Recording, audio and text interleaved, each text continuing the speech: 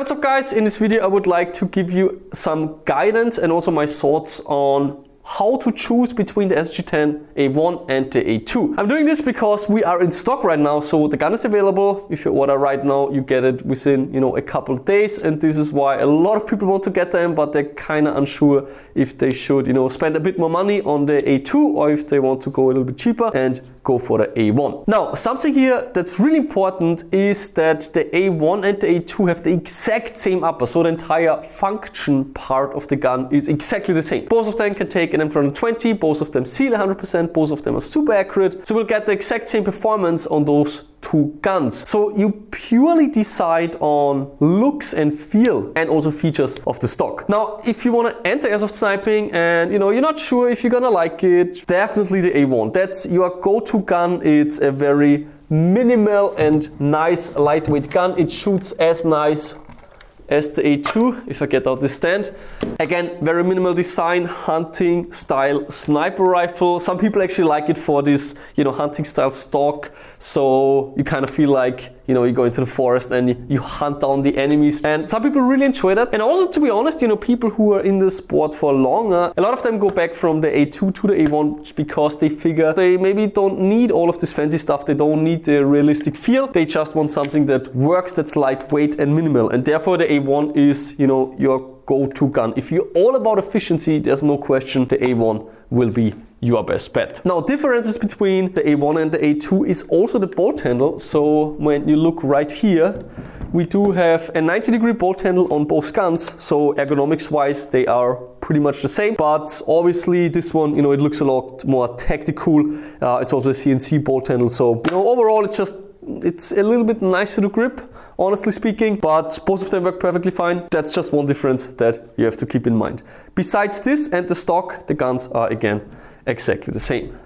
Now, if you're the kind of guy who wants to have a very realistic feeling gun, who wants to have some weight and some heft and who wants to have a very tactical looking rifle like this one, then the A2 is for you. It also has a lot more features on the stock. I mean, literally this is as many features as a sniper rifle stock can probably have. We do have an adjustable cheek rest, which can be handy, especially if you're not running a mask. You can adjust it slightly higher and you're good to go.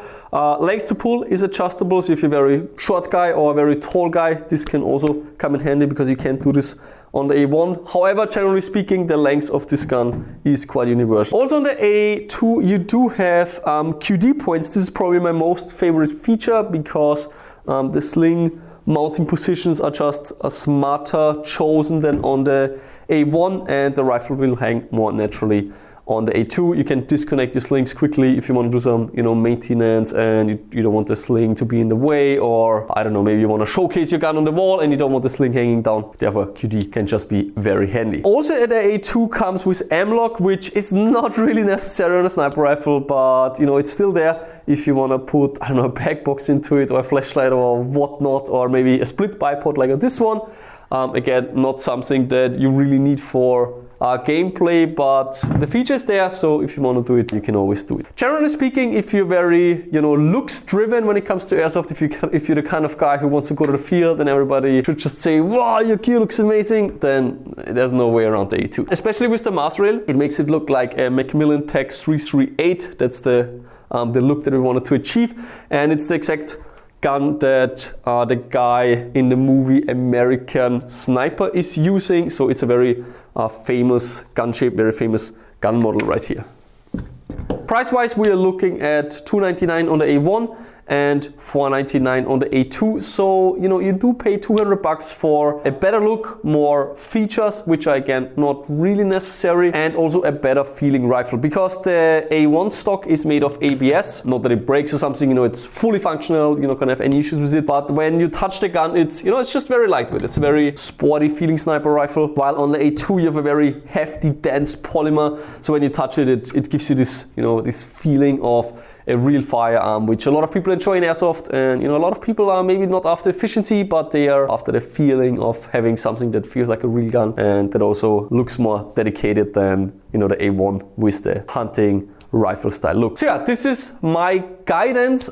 Personally, I do run for longer games, longer milsims. I go for the A1 because I have to carry it for multiple days and I want to have something lightweight. If it's a pickup game, I do sometimes go for the A2 purely for looks. Feature-wise, I don't think it's necessary. Overall, can't really say which one is the better one. Both shoot the same, so they're equally good.